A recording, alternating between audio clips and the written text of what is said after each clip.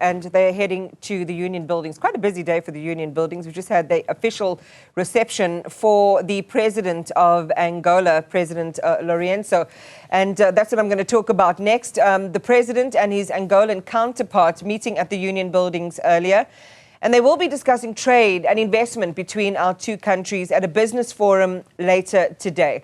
And this working visit by President Lourenço comes on the back of the commencement of South Africa's G20 presidency. So let's talk about the relationship between our two countries now. And if there's time, we'll also touch on the G20 with the University of Limpopo Communications Director, Victor Kgomoeswana, who's also the author of Africa's Open for Business. Victor, it's always lovely to chat to you, and I always enjoy your unique perspectives on these types of collaborations on the African continent, particularly between our country and others.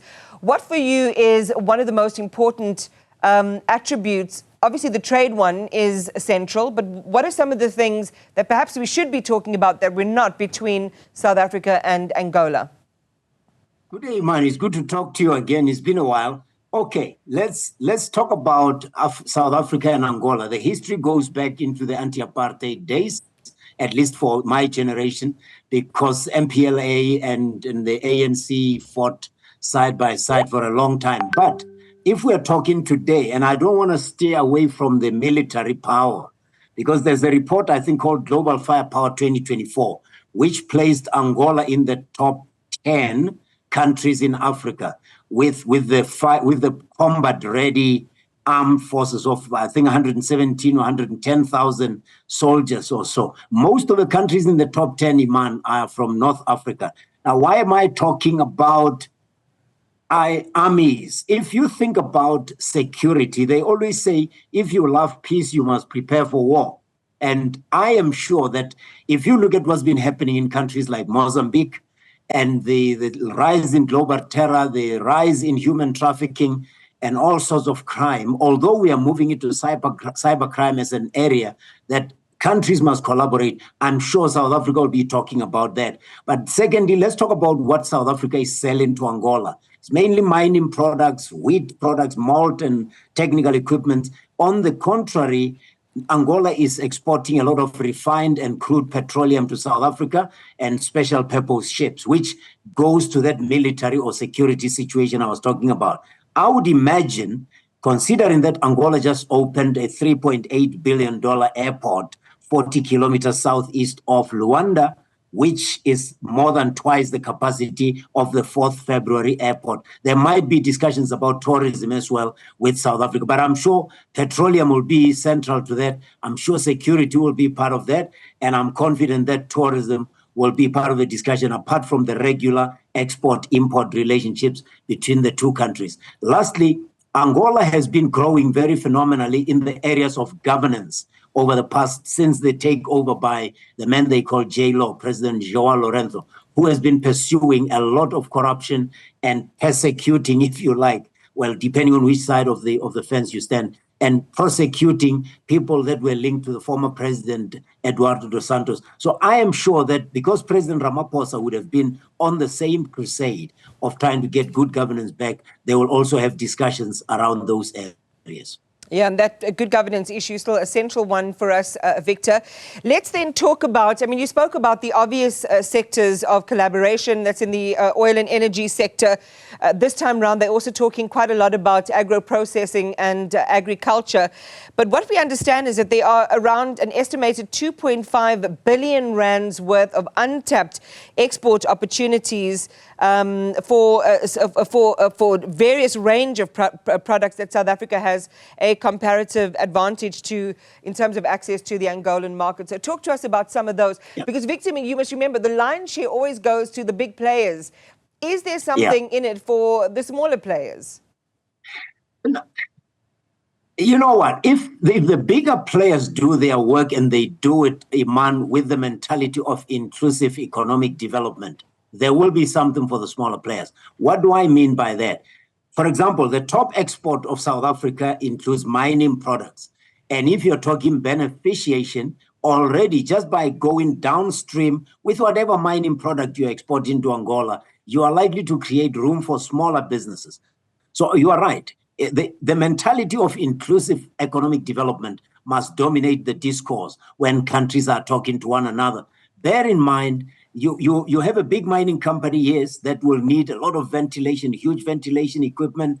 It will need a lot of earth-moving equipment, a lot of explosives, but they also need mining services that might not necessarily go underground, but be able to support things like fire extinguishers for some of the stations at the mines. So it's always room, but there must be the will among the countries that are talking, among the companies. So if South Africa is exporting mining products, wheat and all those agricultural products, by just going downstream for both, you can create opportunities. That's where maybe the billions of rand that you are talking about would be coming from. On the other hand, refined petroleum, crude petroleum, special purpose ships being imported from Angola, again, they will open room for all sorts of collaboration. By the way, South Africa also exports a lot of beverages. So you might find there's room to collaborate downstream, depending on what discussions are taking place. So I agree, there should be at least $10 billion that can be unlocked as long as we have a value discussion with regard to these trade relations. Very important. So in 2023, Victor, and you know this number well, total bilateral trade between our two countries was more than 13.5 billion. Given the talks today, the intention to, and we'll talk about the currency issue in just a moment, but we want to work closer together. We want to have more of an exchange. And I think Angola also wants to muscularize what it can do for South Africa. So we're likely to see that number go up significantly. What are your expectations? You know, one thing that President Ramaphosa has been doing well, and I know people are criticizing him, traveling between South Africa and Angola. The last time I went to Angola, I just can't remember how easy it is. One thing that he's been doing, and he talked about Nigeria and opening room for Nigerian business people to travel to this country. Don't underestimate the power, Iman, of business tourism, or particularly conference tourism. Angola is a big tourist destination. It's got a lot of good tourist destinations that are attractive to tourists. And like I'm saying, with this new airport that they opened, which is still much, much smaller than OR Tambo, but at least if you can ease or facilitate that kind of exchange, just by facilitating travel between the two countries, loosening or relaxing the kind of protocols and measures to control movement for deserving and legal migrants. I'm not talking illegal immigration here. People get hot under the collar when you talk about intra-Africa travel. Yeah. Bear in mind, we have had intra-Africa travel and trade being the hub, the center of discussion since 2021, when the African Continental Free Trade Area protocols were promulgated. So we need to ease the smoothness of travel between the two countries. And just by changing that, you can increase trade and investment between the two countries. So, I mean, I wanted to talk a little bit about tourism, but I guess, you know, if people want to go, there are travel advisories about what to watch out for, but nature, wildlife, and of course, people, you know, the real assets of Angola and tourism. So we know that they're going to be business-to-business interactions in the business forum. They're also going to be private sector. You know, the private sector is well represented there. And what they really want to do is to begin to collaborate in meaningful and you know, sustainable ways. How does all of this sit inside the bigger discussion around ACTFA and what that unlocks for us? Because we often have these siloed discussions about different opportunities for trade and collaboration. Yeah. Intra-Africa trade, Iman, must be the overriding concern. Currently, African countries, for every $100 or 100 rand of trade, export, import, that are exports that are happening from any one country, less than 20 rand goes to African countries, which means we're doing less than 20% of our exports with other African countries.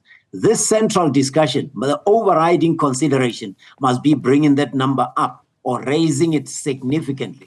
And don't think there are any big obstacles in the way of this trade not happening. It's attitude, it's ignorance of people, not knowing your continent is costing us dearly. Because I heard you talk about tourism. Iman, even if you go nowhere else in Angola, if you land in Luanda and spend 2 weeks there, it's one of the most beautiful cities you'll ever travel to. Now, the lack of knowledge about what these countries have to offer is holding us back as Africans. I would say If we just agree that as Africans, we want to do nothing else but foster and increase significantly intra-Africa collaboration, we can let the other things fall into place. It's almost like move that one big rock and many other rocks in between will follow. Because if we agree that we are going to increase trade with one another, then we will be forced to get the visa regime to work. We will be forced to get the security in both countries to work so that tourists can travel with confidence and ease.